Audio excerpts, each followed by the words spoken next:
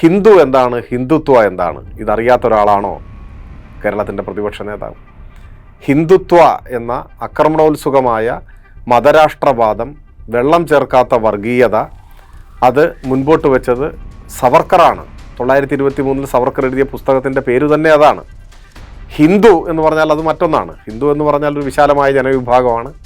സിന്ധു നദീതട നിവാസികളായ ഒരു വലിയ ജനസാമാന്യത്തെ വിളിച്ച പേരാണത്. പിന്നീട് അതിന് മതത്തിൻ്റെ സ്വഭാവം കൈവന്നു. അപ്പോഴും ഒരു മത സ്വത്വമുള്ള ഒരു വലിയ ജനവിഭാഗം എന്ന് മാത്രമേ ഉള്ളൂ അതിനർത്ഥം, അതിന് മറ്റൊന്നുമില്ല. എന്നാൽ ഹിന്ദു അല്ല ഹിന്ദുത്വ, അത് വർഗീയതയാണ്, മതരാഷ്ട്രവാദമാണ്, ഇതര മത വിദ്വേഷമാണ്. അത് RSSൻ്റെ ഐഡിയോളജിയാണ്. ആ RSSനോടൊപ്പം കൂട്ടുകൂടി എന്നതാണ് വിമർശിക്കുന്നത്.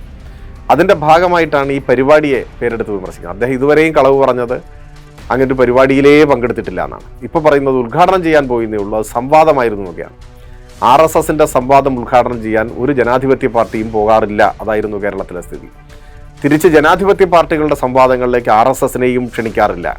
അത് കേരളത്തിൽ ഒരു അലിഖിത നിയമം പോലെ പിന്തുടരുന്നതാണ്. ഇദ്ദേഹം മാത്രമാണ് RSSൻ്റെ ഗുഡ് ബുക്കിൽ ഇടം നേടി അവിടെ പോയിട്ടുള്ളത്. അപ്പോൾ ഒരേ സമയം എല്ലാ വർഗീയതയുമായി സന്ധി ചെയ്ത് നേട്ടമുണ്ടാക്കാൻ ശ്രമിക്കുകയാണ്. സുനിശ്ചിതമായ പരാജയത്തെ വർഗീയത കൊണ്ട് മറികടക്കാനുള്ള വിഫലമായ ഒരു ശ്രമമാണ് ഇപ്പോൾ പ്രതിപക്ഷ നേതാവ് നടത്തിക്കൊണ്ടിരിക്കുന്നത്. ഈ പരിശ്രമം കേരളത്തിൻ്റെ മതനിരപേക്ഷതയെ പരിക്കേൽപ്പിക്കുന്നതാണ്.